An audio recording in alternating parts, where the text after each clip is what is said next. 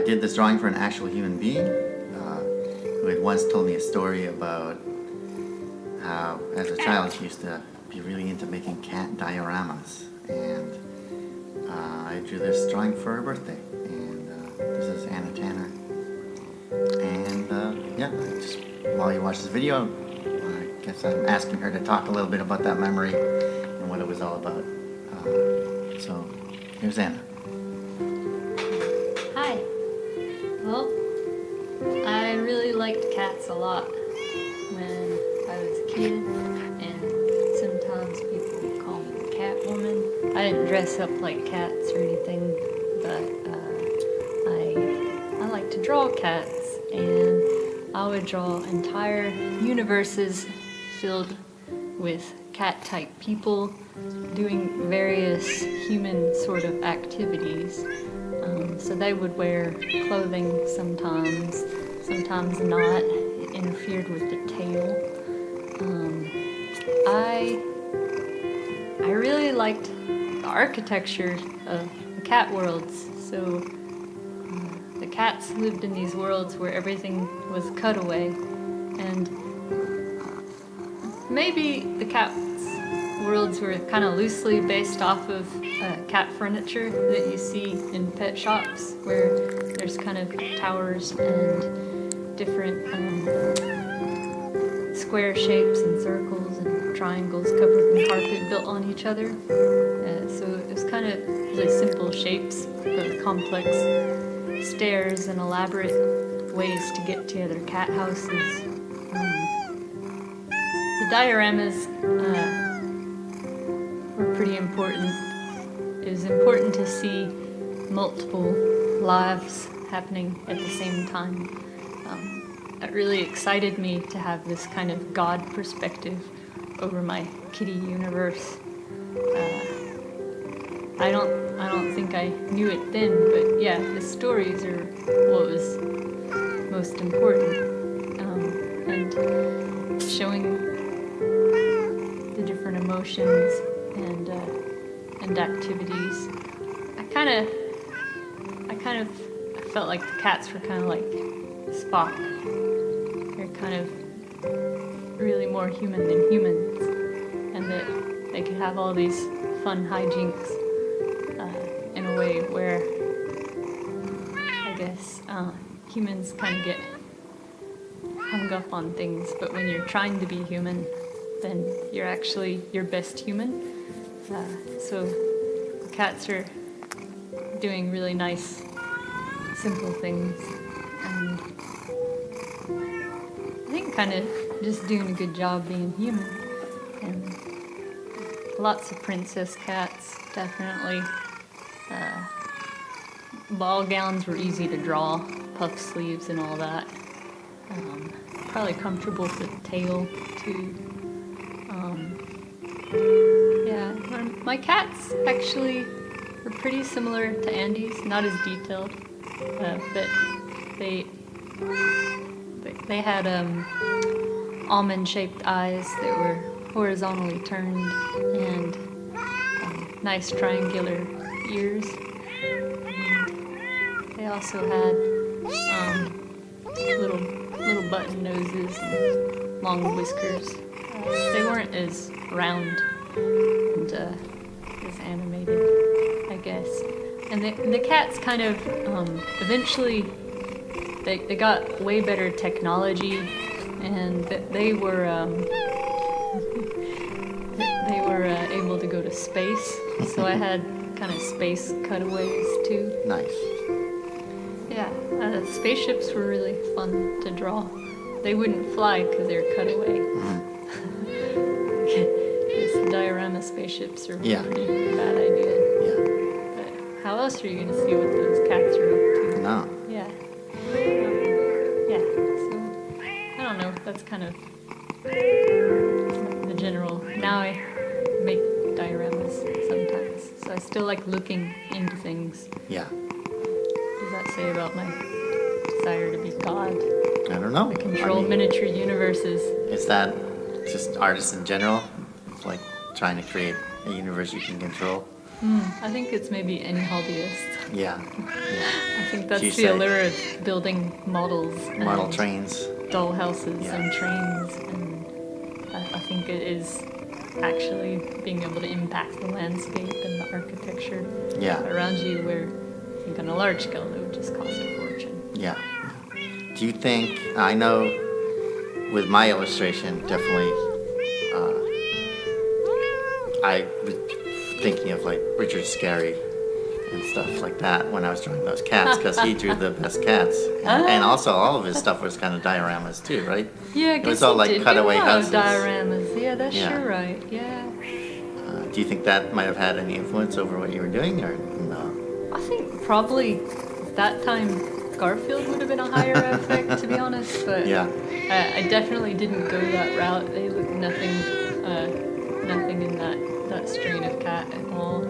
Yeah. I'm sure I'd experimented with those type of eyes and just found them really difficult, unexpressive, kind of limited. But scary might have been. I didn't read a lot of scary books. I didn't have any. Yeah. So that would have been a library adventure Right. from way back when.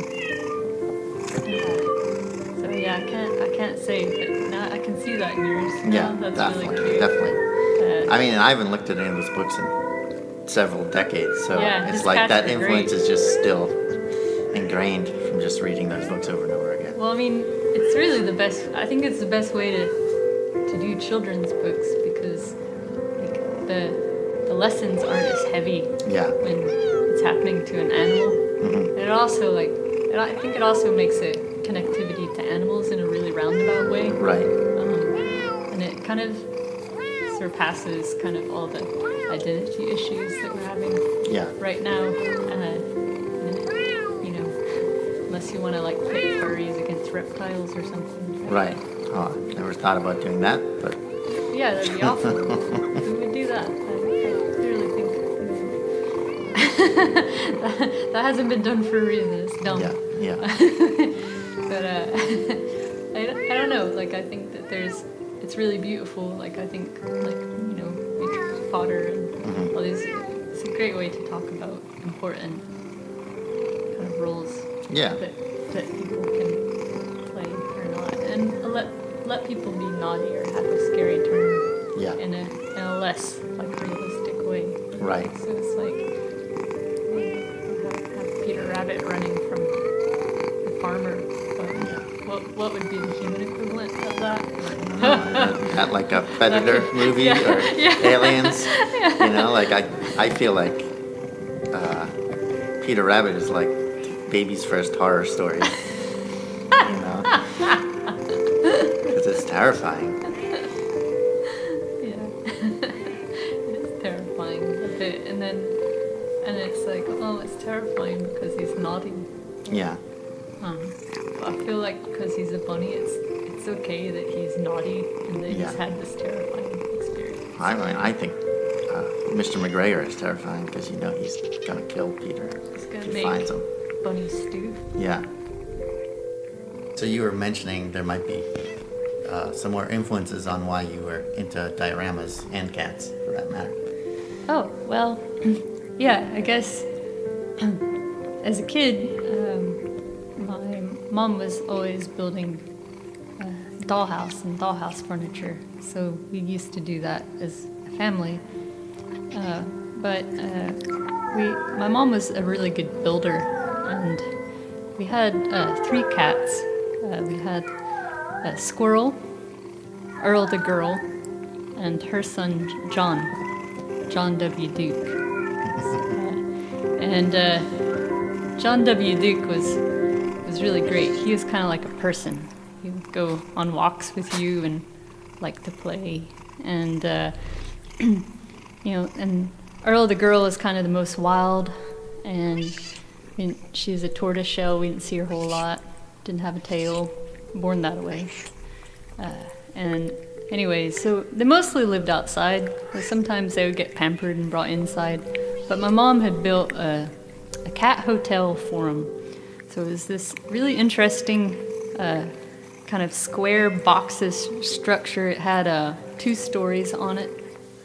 And the bottom one was really long with a hole. and the top one was on top raised, so it was like a rectangle with a square on top with these circle doors for the cats to go into. And yeah, and they really liked their hotel. They would use it often. Squirrel's a really good hunter. She would just kind of massacre the mole people and leave their body carcasses all around the yard. And she was an aviation specialist as well. She would sometimes kill birds and just bring them into her hotel room. And if you tried to see inside the room, she would just growl and spittle, and then there would be feathers covering the place for ages. You know, we have to pick all the feathers out. That would be all that'd be left, but just kind of black feathers or whatever the bird was at the time. And their boxes also had little lights in it, so like a hotel. It's kind of kept warm with a nice incandescent bulb. Those don't exist anymore.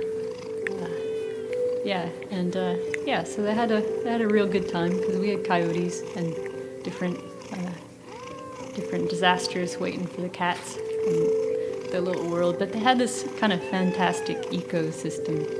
One time, I remember Squirrel and Earl the girl were kind of playing with each other, and one's starting up on the left and one's on the right, and they ran up, jumped in the air, and touched paws, and rolled down into a ball, and the ball just kept going. These two cats intertwined, rolling, until they hit the side of the house, and then they came untwined.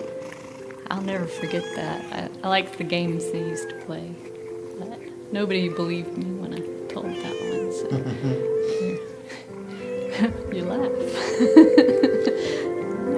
No, I'm not laughing at your story, I'm laughing that no one believes you. Yeah, it was highly contested. But saying that though, the shenanigans of cats was fascinating. But I always wanted to see what was happening in the hotel, and I liked the idea of building a hotel. And I got to, decorate it and put their names on it, and like put numbers on it, and make it look like a hotel. And I really liked that the cats could live in a. I guess people lived in hotels too when they're down on their luck. These cats, they had a pretty good. They had a self-feeder too. They could eat whenever they want. Nice. They're never hungry because they're always killing stuff. But, anyways, I don't know. I guess that probably stemmed some of my interest in creating human cat worlds. So maybe it was scary. Potters. Do you think just your mom making dollhouses and the cat hotel, that kind of stuff, seems like a big diorama influence, because dollhouses are pretty much dioramas, right? Well, you just reminded me on the fact that when the dollhouse got fairly completed, I had all these cat porcelains, and that's what used to live in the dollhouse. So I never had people that's funny. Okay. in the dollhouse ever.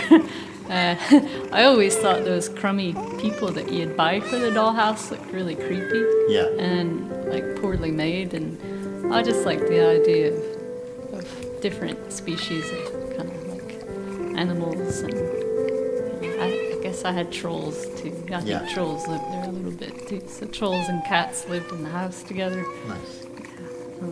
And that is a kind of more easy to tell a story, I guess. I don't know. Just like, it's not such the same kind of drama. Oh, I've got a hairball. I got all wet. I don't want a bath, Those are kind of stories. Yeah. I can't really relate to. Which one had the hairball, the cat or the troll? Oh, I had the cats. I was just narrating for the cats. Oh, okay. For the real cats. Yeah. Yeah, I mean, humans get hairballs too if they kiss a cat too much. Yeah. I'll have to keep that in mind.